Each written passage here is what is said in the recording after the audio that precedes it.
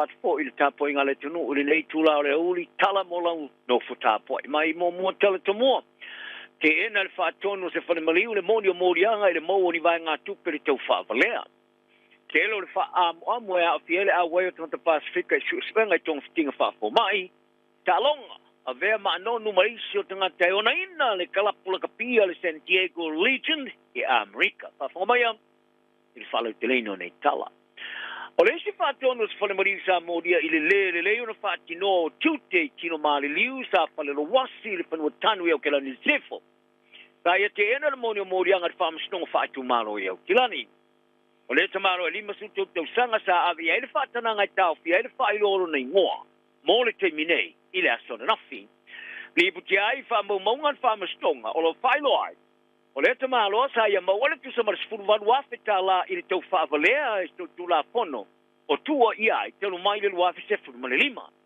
o le masin telu ai o le maafine ia Fiona Buckledge tangata whainga ruenga mua o le whanemaliu le T-Pene Funerals ta e tau tino le moni o morianga ino na ia ino toenga o tino maariliu. Ma le se fulma le lua morianga le mau o tupe le whaatau whaavalea. O lona whaasalanga la wina le masina 4 Aprila.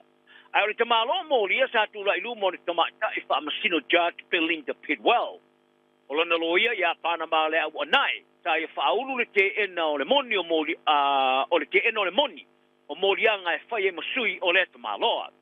O whaiana na whaiunga e whaiana na whaamasinonga e iloina e whaatonu. Ma le whaamoe moe e toi tūla i whaamasinonga ia iuni. O le tamalo o tala nei tua i lalo o tuunga. I whaamaumaunga whaamasinonga sa folosi ai tua inga e lua so tūla whono. I a November o le rua Samariva a Malilima. O lo tāua i nei whaamaumaunga i le mawaina e le tamalo o le iwa awhita la. I le ofoina le o lantau tua o se whaatonu o le Whanemaliu. Tiute na tele i whaataunuina. Januari lua fe mare rufurulua ta ta ua e nei tu singa fa msnonga o lona mawaino le iva afe tosa lau fix tala mal tos furu tene o tute e na tele fa taunu ina foi e le taimi la foi lea sa moria ile te malo e fa tamala ile le fa mau mawina ia mau e pusamaliu mo le lango mawina o le tamatai so e fa pito tonga sa fa na Wellington e o mana o tilo e to tele tangata Pasifika ia fia ia o onga i tonga fikinga fa fo mai ia o te Europo Clinical Studies o mele Matthew Potter o se tamata i tela voso so e fa pito le no fuanga o se swenga fa fo mai le Medical Research Institute of New Zealand ma se tamata so e fo i fa longa pito maulunga le PhD o le temene o lo a wai se so swenga so ai pe ongila ta fa onga i tuingo tu pui o le COVID-19 e saore la po a mo tangata e maa mo lunga atu le whaatulanga no le la po o tino o le body mass indexes ia po le BMI na e whaari ai ai patino lea i le mautinoa o taiala o iai le te minei e whaatino ai nei tui o tala whea ngai mo tangata i tota silma i le taula inga lea i o tātou tangata e la po a tino ma le tilo iai o tangata maori ma le Pasifika i New Zealand e maa mo lunga atu le whaatulanga o le so ona puputa o le melea o mai alava le tātou whaalongoina tūlanga le o i unga e iai i ola maloloina. Pari e pota, o riso si o suenga i le tūlanga o le atele atu se tāua ina i mautinoi. E maua tangata maori ma le Pasifika i tau singa tuso so i fō maloloina. Apetai, o i tā ua foi, e le o lava foi tangata Pasifika i a o onga i tonga tinga whaafo mai. E peona i epo polenga mo le mawai o le sao whaamaunga. O whaatata inga i tonga tinga whaafo mai le ne tunu.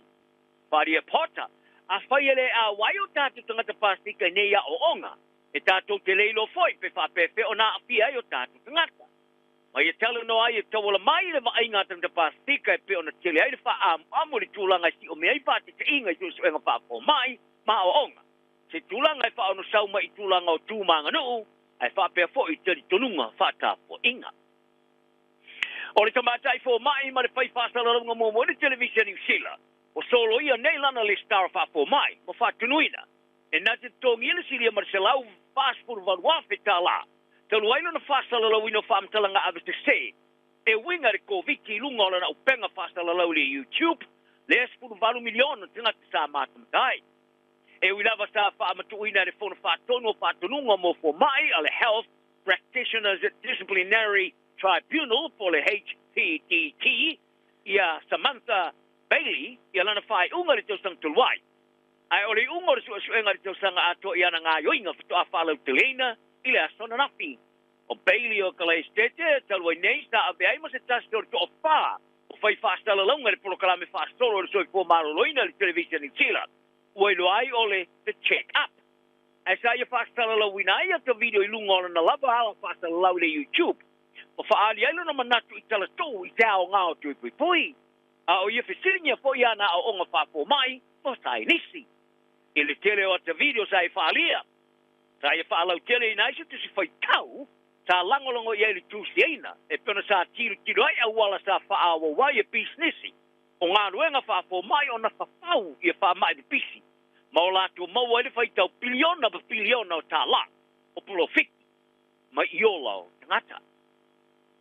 O re amtaina rea le lei toni usira o na whata moa ini whaaringo la ngona i whainga whaaporokiki e whausia le lunga. O re whaaringo la ngona talua nei ale News Hub Read Research Poll, le sa manuia o na whata moa ina mai le ruafe ma le iwa, i le ruafe ma le tolu. O le ofisa siri o tala le lei toni usira Mark Stevens, ta ia whaalia, o whaaringo la ngona i whainga whaaporokiki, o se awala le whaatala no ai manato o tangata lau tele, tu tonu o whaata ameristanga o whainga whaalota. O le wharingo la nguna ale RNZ, Read Research Poll, o le amteina ia aprila, i le tusa maritai whaalinga o la nguna i tusang taitasi. E au pia ile ape, o whaatala talanoanga i tu tonu o le tuno au.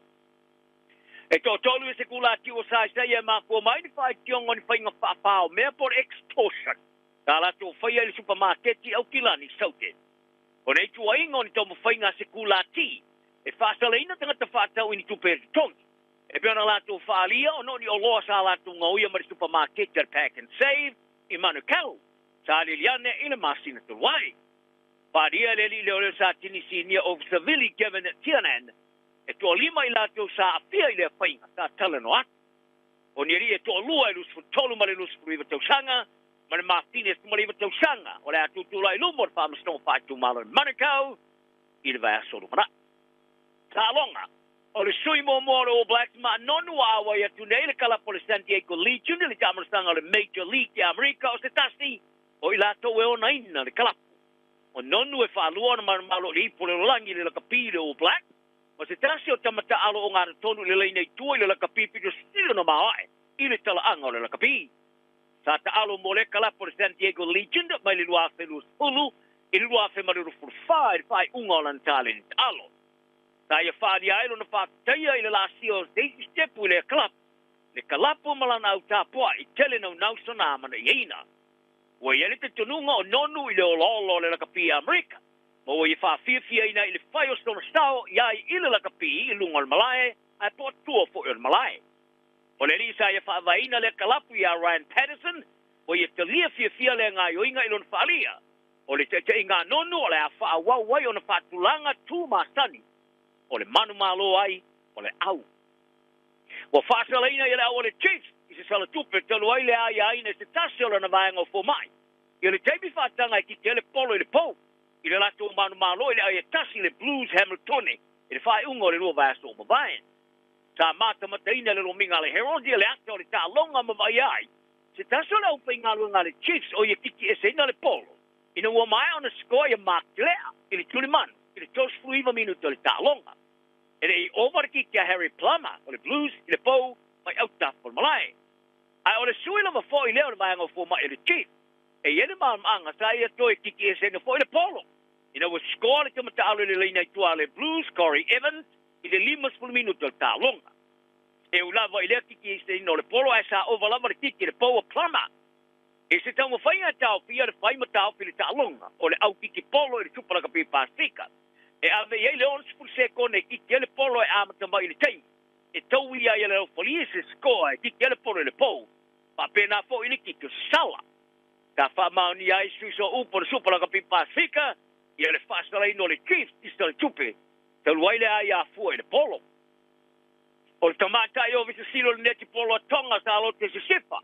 O firfilia nei a vema presidente mo terminei o le whaavai o le neti polo ale Oceania.